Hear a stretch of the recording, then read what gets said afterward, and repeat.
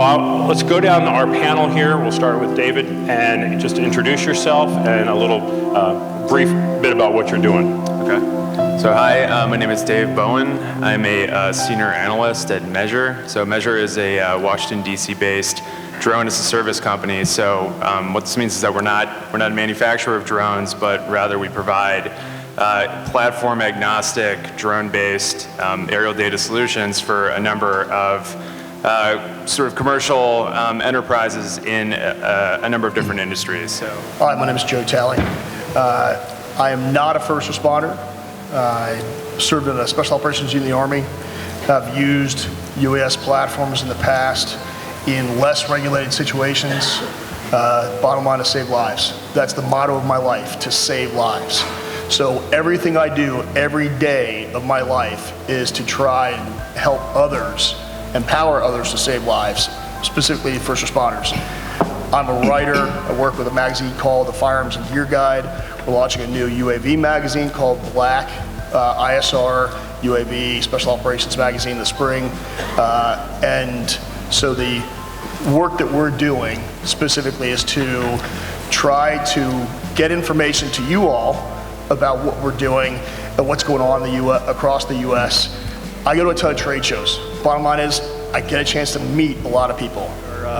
First, I'd like to say thank you to the first responders for your service, and for you civilians, yeah, indeed, and for you civilians out there that want to support those first responders, applause for you as well. I'm a member of the Wimberley Fire Department. I am assisting the Austin Fire Department Robotic Emergency Deployment Team, and we are working to become a model so that other first responders can use the best practices and procedures that we've developed in the field.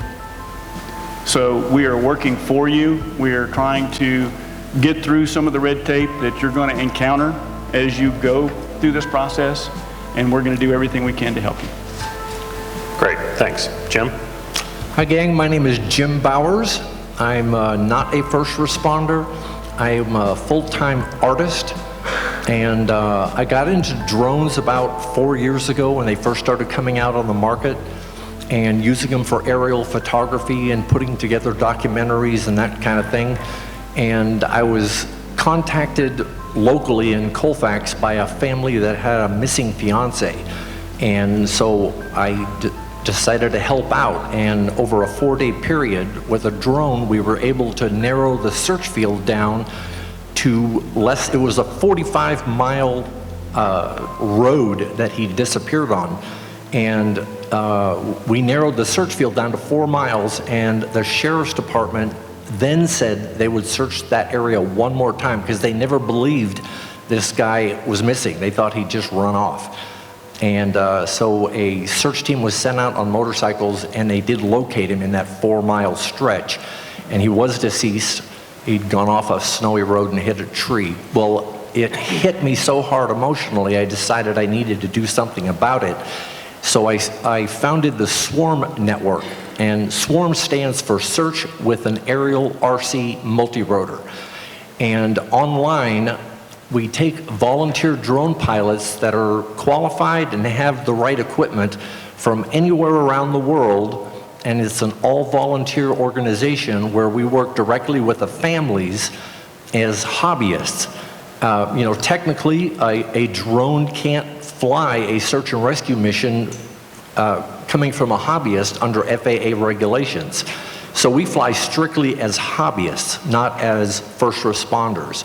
And if there are first responders on the scene, then we coordinate them and may or may not get involved depending on what the situation is.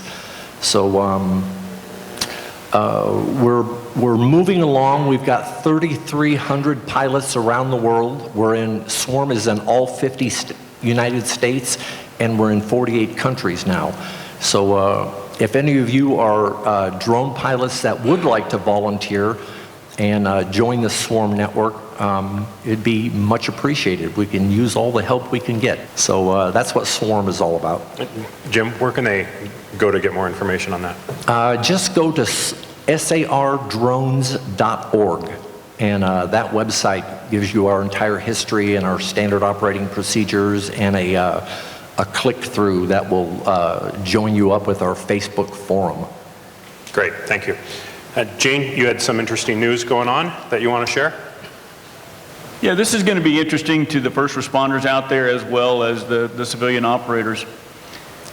As you know, or you may have heard, in Wimberley, Texas, we had a little bit of a flood here in June. It was twice the flow rate of Niagara Falls. And that is just unprecedented. Out of that disaster, there came an awareness of what an unmanned aircraft could do.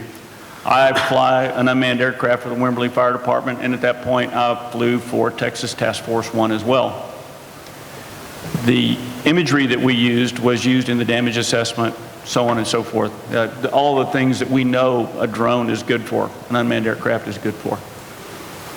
We had a meeting last week at the Lone Star Center of Excellence, the Flight Center in Corpus Christi, with some very high-ranking state officials. I was invited down to meet with them.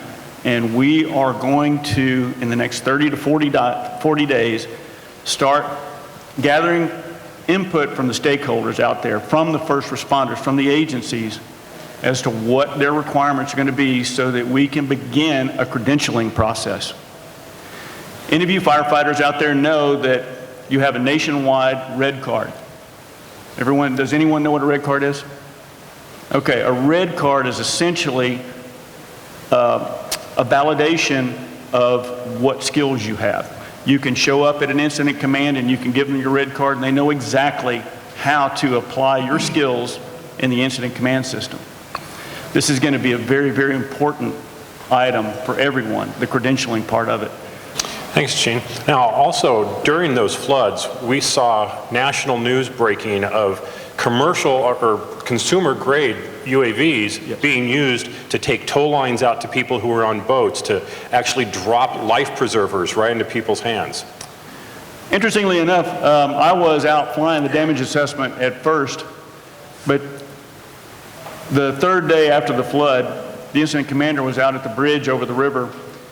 There were 16 Robinson helicopters, 2 Apache Blackhawks, 2 state helicopters, and an unknown number of drones in an area 5 miles square.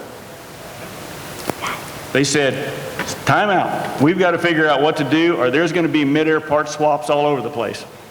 Mid-air parts. Unfortunately, they asked for a pilot, and I was brought in to be the air boss very reluctantly. If you've ever tried to be an air traffic controller, that's the place to be, and it was not fun. However, we did manage it. We did get through it without swapping any parts. But the value and the lessons learned out of that one incident are going to be so valuable down the road. But it was fantastic seeing consumer-grade copters being used to save lives in that capacity. We had DJI Phantoms flying taglines over the river, to reestablish power. Just something as simple as flying a piece of string over the river so that they could reel another line, so that they could reel the cable and reestablish power to 400 homes.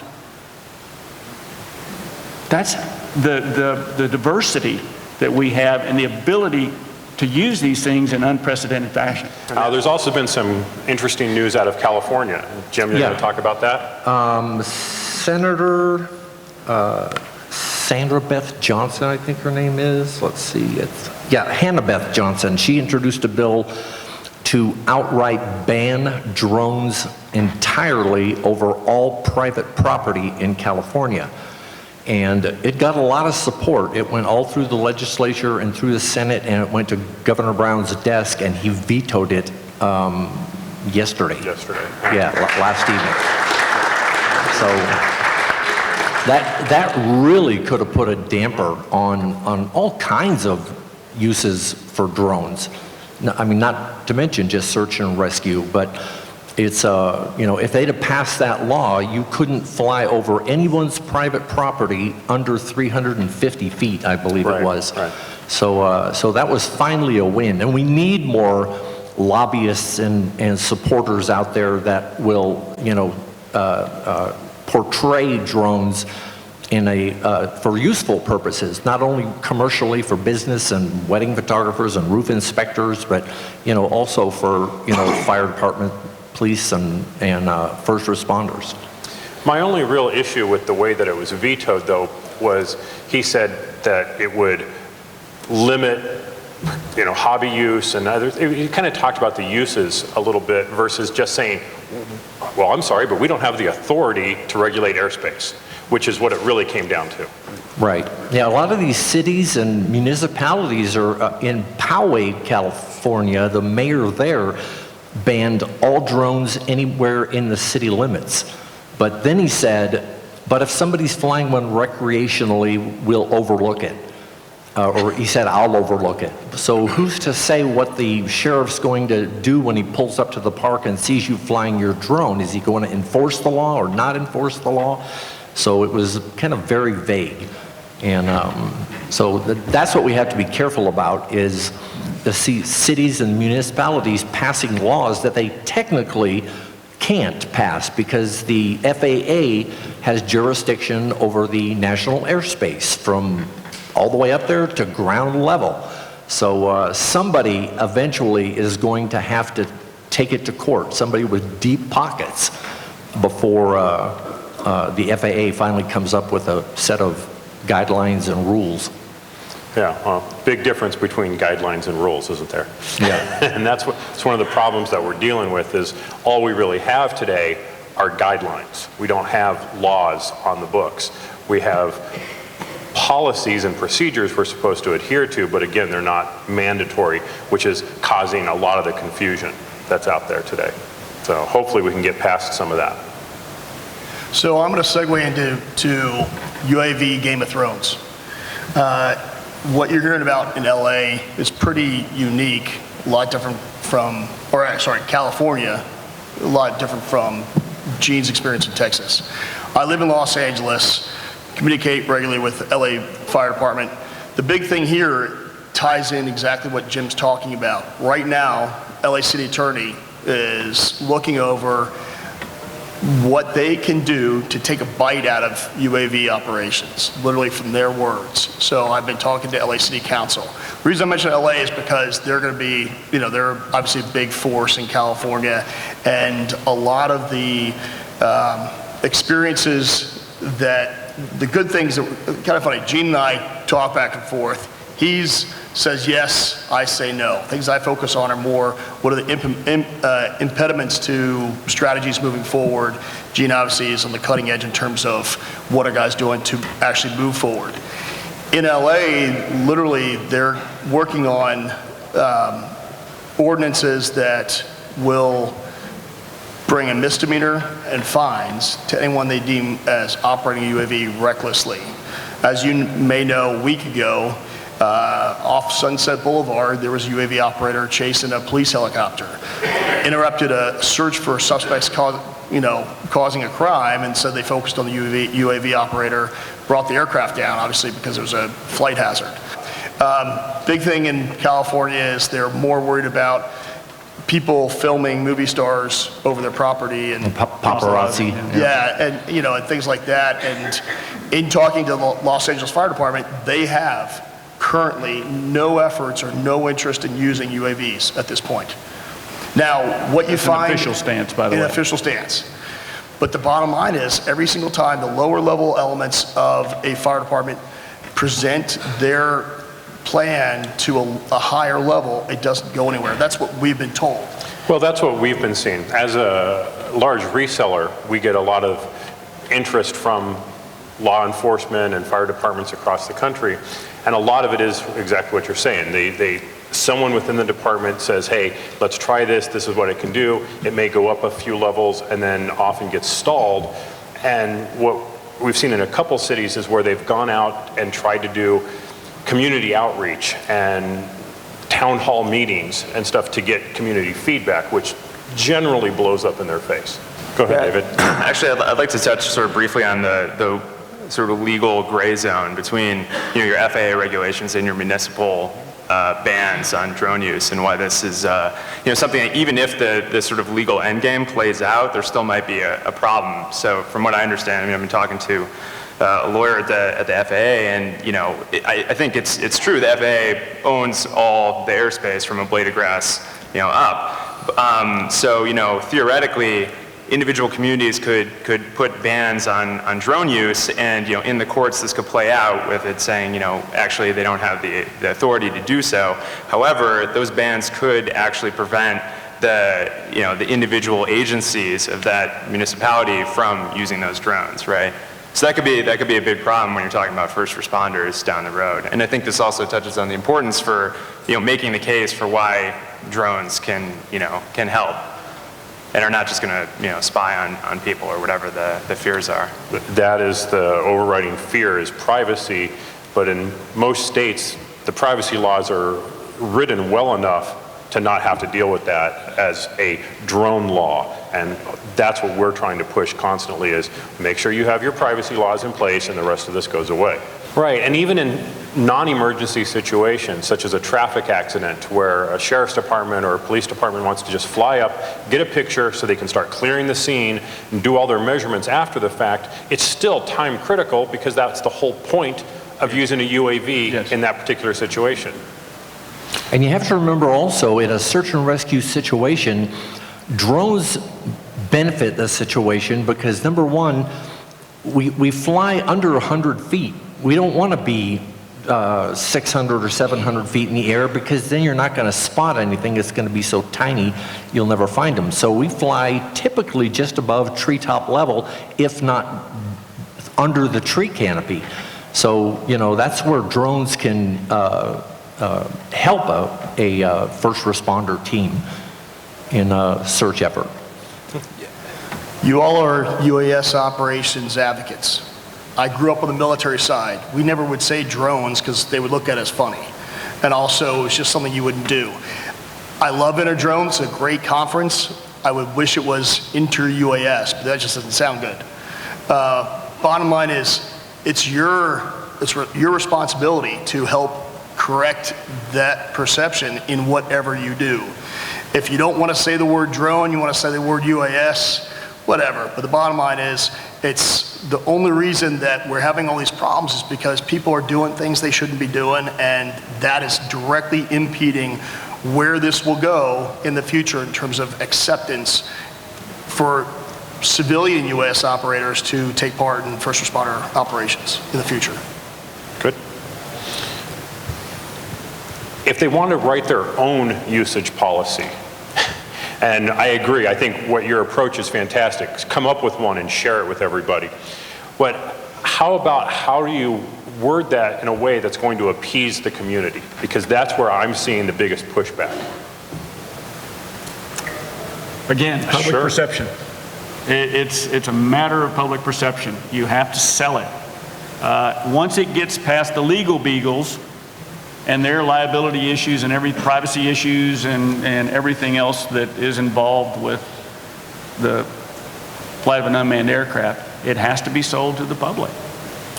So, And the problem there is the mass media. I mean, we tried to call them multi-copters and multi-rotors and quad choppers and all that to dispel that word drone, because the word drone just strikes fear into everybody. And the media, you'll see one good story of a lifeline being taken across a flooded river, but you'll see 10 or 20, or the guy that just flew over the U.S. Tennis Open, you'll see those on the news every single day. So, perception is a big part of moving forward. I mean, some communities have like a police log that's published in the newspaper. Is that a good idea, is to go and say, here's what we used our drones for, and after the fact? Absolutely. That's where you can get a positive use situation where you can start telling people, hey, we used an unmanned aircraft. I try not to say drone either, but that ship has sailed, to do some good in the community. And that way, that transparency starts coming out. As you said, hey, I'm going to go check the drone report in the Daily Rag, and see what we flew yesterday. Those are good things to do. I think Yeah, agree with that. Just, I mean, interestingly, I think that, that's stipulated in the presidential memorandum that came out at the same time as the, NPRM and back at the start of the year for federal agencies. So, I mean, I think the memorandum is actually, a pretty solid starting point for a lot of, local agencies to craft their own usage policies as well. Jim, in your case with the swarm network, are those pilots encouraged to also work with the media after the fact? Oh, absolutely, yeah, and they do too, talk with local media, and, because they're attracted to a drone like a bee on honey. If they know there's a drone assisting with the search and rescue, that's a big topic for them, so that's, a good way to get the word out there that, I have people coming up to me all the time, and I'm getting ready to fly in a park or something, and they'll walk up to me and they'll say, oh, that's a drone, and you're going to use it to spy on people. And I tell them, no, we use them for search and rescue. And they immediately latch on. I mean, then they're okay with it, because it's just because they're, for lack of a better word, ignorant. They don't realize the benefits until you educate them. Right, it's the lack of knowledge. Yeah. I've got a handful of questions for the panel. Hopefully it's going to answer a good percentage of the questions that you guys might have. If we have time, we'll get to questions from the audience.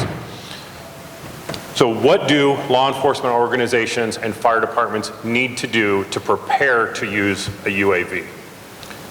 You want to start with that one? Educate and demonstrate to the fire departments, get involved with the fire chief and do a demonstration and educate them about what the advantages that they can use a drone for.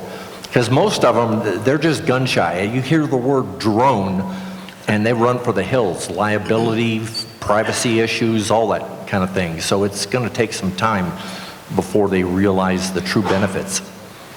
I think you need to take a step prior to that.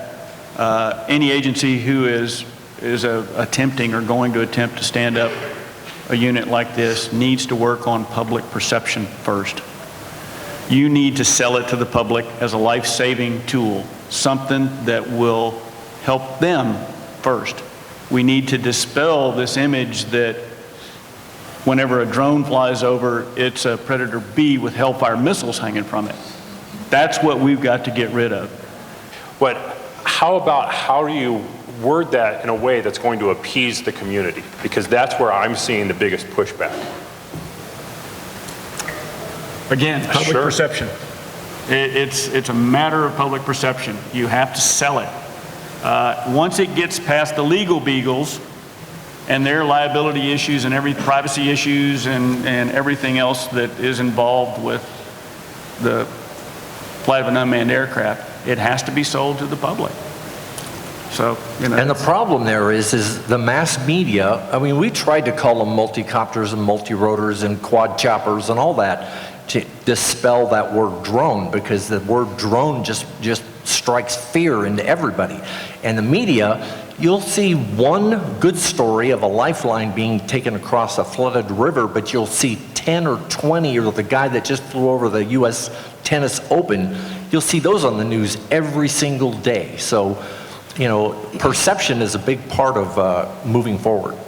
One thing that I've seen with our sheriff's department is as they've done these town hall meetings, they were going around with a Phantom 2 Vision Plus, the most basic low-end consumer product out there, and explaining what its capabilities were. And that actually helped the community to get behind and go, well, what about nighttime operations? What about infrared? And so the community was asking the questions that the sheriff wanted to have asked to help move up the ladder in terms of equipment. Have you experienced that as well? Oh yeah, many times. I mean, it's a clarification process, and to Joe's point, there are guys out there that do it for fun and happen to be first responders, and they see the opportunity. And there are many times that opportunity is seized in an exigent circumstance, and that's the way the chief is educated. Sometimes it just happens that way. So, pick out one small portion of it. It may be as simple as observing a wildland fire, but that data is important.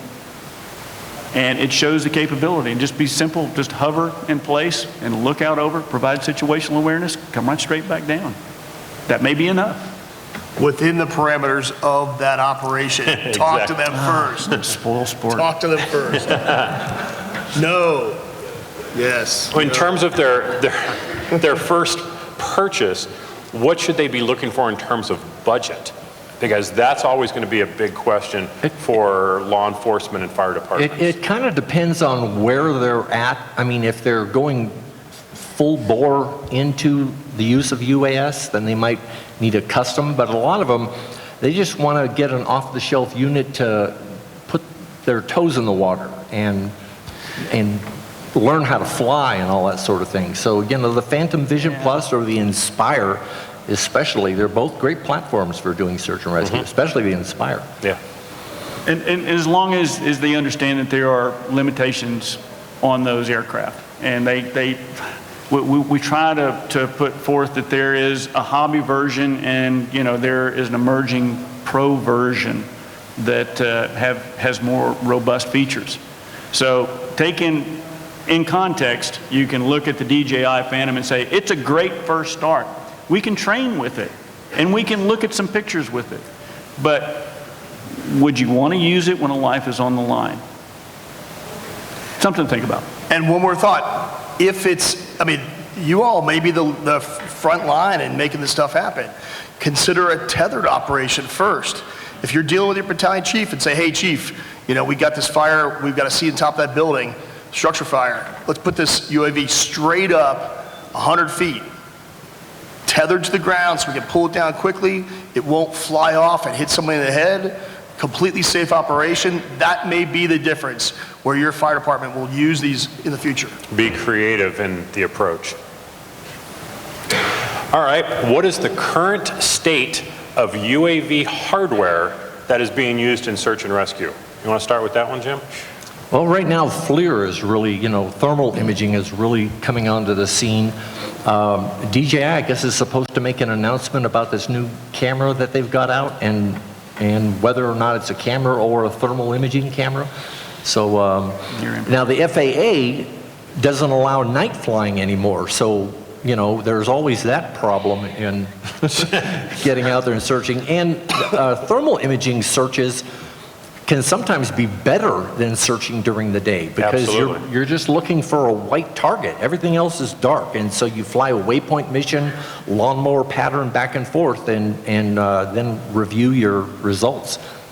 And I think you're going to see some really, really cool Star Wars, Star Trek kind of things coming out. And there's some new technology emerging with Wi-Fi detection on a drone. Where Yeah, Jim, I was going to bring up future stuff as well. Cell phone detection. Cell phone tracking, we've done. Somebody gets buried in an avalanche and you go fly the area and ping their cell phone and target them. Yep. So just to actually touch on what Gene was just talking about, when I first learned about this, I'm not the tech geek, so I just want to translate just in case, you're not as smart as Gene is, like I'm not as smart as Gene is. But there's a center in Texas State University, Cadaver Farm, where literally they have a field of bodies, human bodies. to go have lunch. Exactly. They're decomposing at different rates. And so therefore, if you are missing a person for X number of days, or years. Let's start with even days though, short period of time, depending on if when they've been missing for, how long they've been missing for, if that person's dead, they will give off gases to a degree where they will be able to look within the certain spectral range to detect that specific gas or marking to look for that body. So literally, these are the advances. Either if you're an operator, go look into this for the optics, or if you're a manufacturer and you don't know about this already, check out this, the school, what they're doing, because this could literally, change the way you actually go look for somebody. Object awareness. Object awareness? Yeah. That's collision avoidance, very quickly. things like that. Yeah. You mentioned the Wi-Fi detection. I think that was really huge. We've seen the smaller and smaller avalanche beacons that skiers use, and being able to put a detector up on a UAV to go find avalanche victims. Facial recognition. Object detection. Object change detection is going to be a big deal. There are a couple of young guys, I don't know if they're in here or not, but they're working on a piece of software that I have been looking for a long time. When you go on a search, you typically know what color clothes your individual is wearing. And if you're in Texas and you're flying over the cedars, it's nothing but browns, beiges, and looks like somebody threw chopped broccoli on the ground. If most people go out, what do they wear? Blue jeans. So go find me everything blue in all these pictures. Okay. And let's kind of skip through because we're running out of time here. How about predictions? Where are we going to be in the next couple years versus the next few months? Jim? Drones in general or search and rescue? Search and rescue. Well, no, I think, we're sort of teetering here, you know, with the FAA and cities and counties and states trying to pass their own restrictions and laws.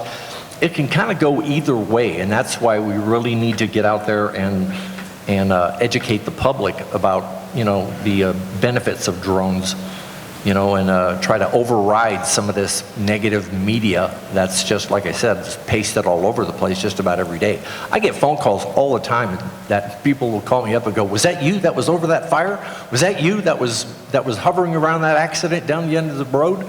You know, they know I fly drones, so they see any drone in the sky and they figure it's got to be me, you know, And it probably is. No, I stay far away from that kind of stuff. David? No, just I think actually I'm sort of generally optimistic about the trends that are happening, you know, within the FAA and then also from, you know, the public perception regarding drones. And I think, you know, I mean, the FAA has really started to, you know, move forward much faster than they have in the past this year, which is great. I think you're going to see some of this, you know, regulatory dissonance start to be a little more cleared up between the local and you know, and federal regulations. And then also I think when you get more stories about, you know, the good that drones are doing, you know, about you know, finding people, right, that wouldn't have been found otherwise. What these guys are doing. I think the more this comes out, the more you know, the public is going to see these things as tools for good, and you know, not as something that's, you know, just simply invading their Public perception changes very quickly when lives are being saved. Yeah. Okay, I wish we could go on. We got a ton of questions out there. We're out of time. Thank you all for attending. Thank you guys on the panel.